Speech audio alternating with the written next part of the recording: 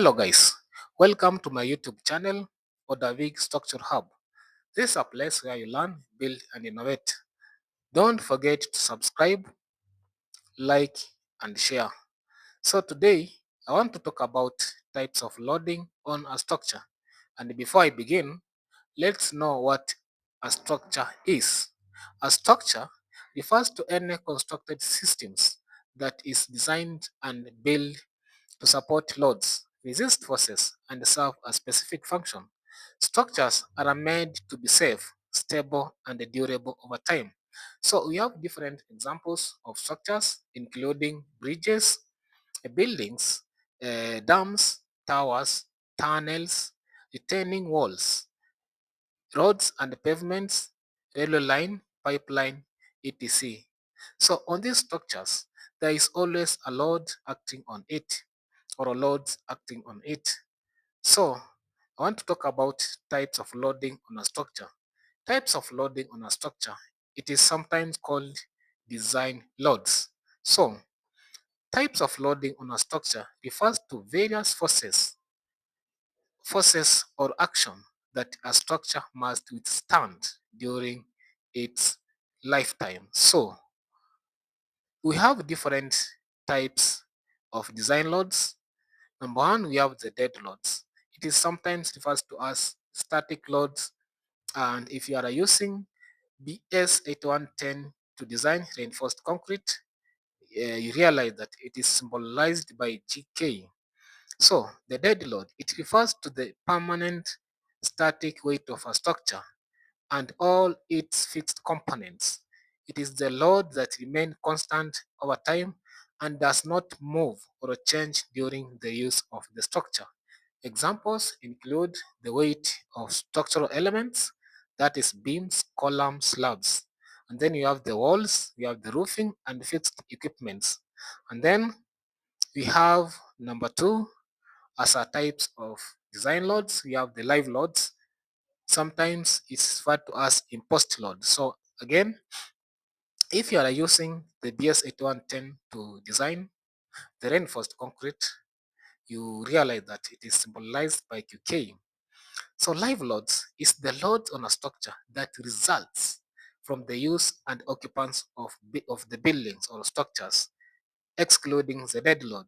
It includes the weight of people, furniture, movable equipment, vehicle, and temporary storage. So uh, these values, the values for life load is found on in BS 6399 part 1 1996.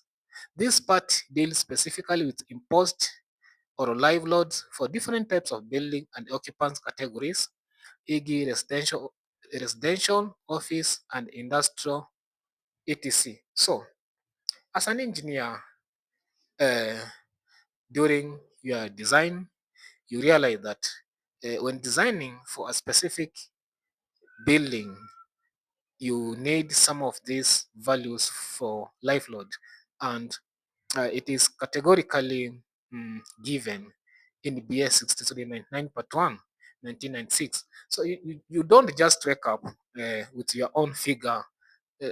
For example, you want to design a 6-story classrooms, you just wake up with your own figure and use it for design. No, you will interfere with the stability of the structure. So follow the guideline of the BS or the codes and the values given there. So for BS 6399 part 1 1996, you'll find this life load indicated or given there. And then number three, you have the wind load. Wind load is the force or pressure applied on a structure due to the motion of air or wind relative to the structure. It acts horizontally and can cause bending, swaying, or uplift in building, towers, bridges, and other exposed structures. So, for structural engineers, you know that when you are designing a 5-story building and above, you need to consider this wind load in your design because it will affect the stability of the entire structure if you don't put it or consider it in your design. This is because as the higher you go, the wind becomes stronger and stronger because the motion of the wind now becomes stronger because there is no any obstacle that will reduce the speed of the wind. So the higher you go, the more stronger it becomes, and it can cause even the swaying of a structure. So it is very important to consider for a 5-story building or story building and above. So again, the values for wind load is given in BS 6399 part 2, 1997. So it is given there depending on the places because the strength and the speed of the wind varies depending on different places. Let's now talk about loading on beams. And what is a beam? A beam is a structural member that spans horizontally between supports and is primarily designed to resist bending caused by loads acting perpendicular to its length.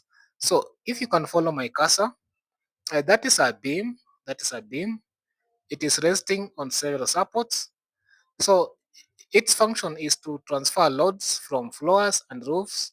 Then it take the loads to columns, and then the column take it to the foundation.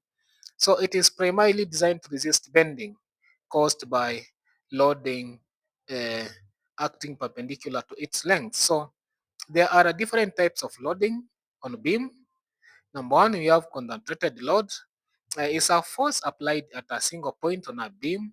Examples include loads from a column resting on a beam, weight of a heavy machine placed on a beam or a slab, reaction force at a pinned or a roller support. So you can see on my left side of the screen, we have a simply supported beam resting on two supports, and then you have a concentrated or a point load P acting at a particular point or a single point. So that is a type of concentrated load or point load. And then we have number two, uniformly distributed load.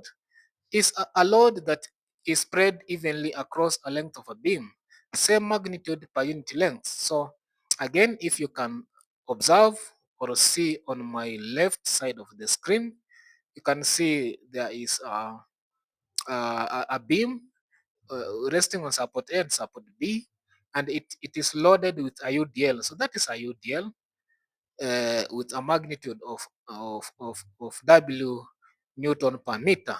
So examples include weight of a slab, snow loads on a roof, roof loads, e.g. tiles, material, sheets, etc.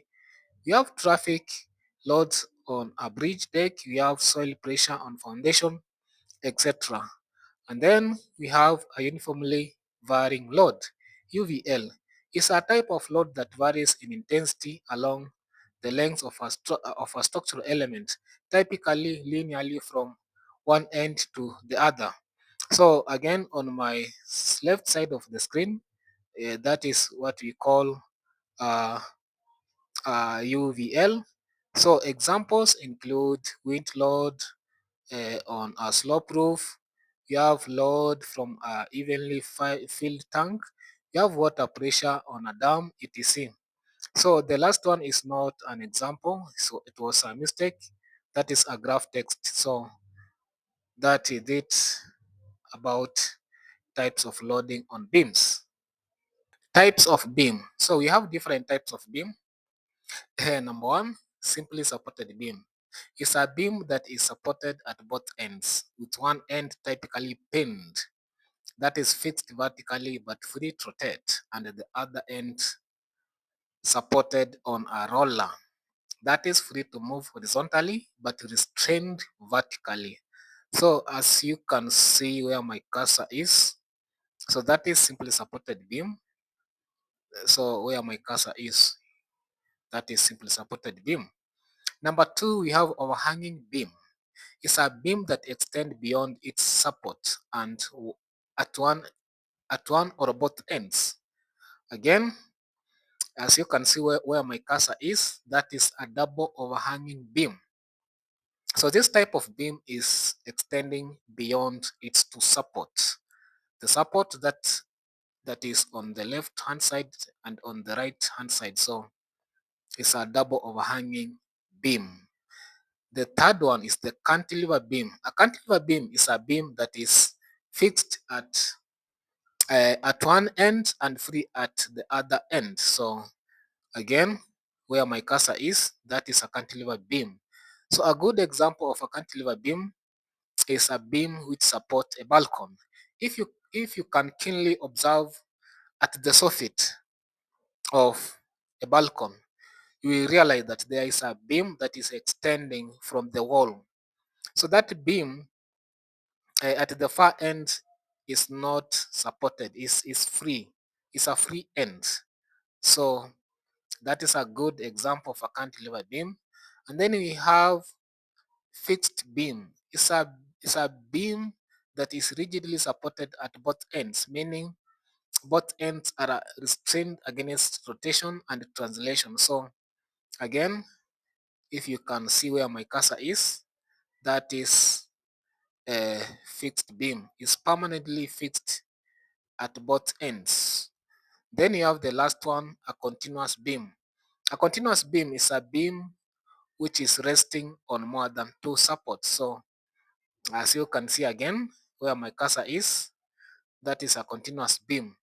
And then the last section is types of support in a beam.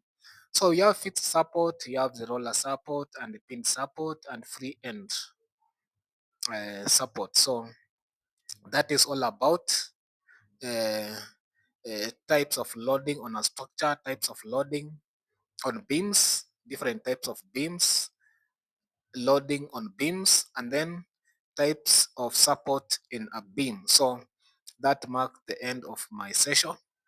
And my next session, I will be talking about, or I will be analyzing beams with a continuous beam which has more than two support using three moment theorem.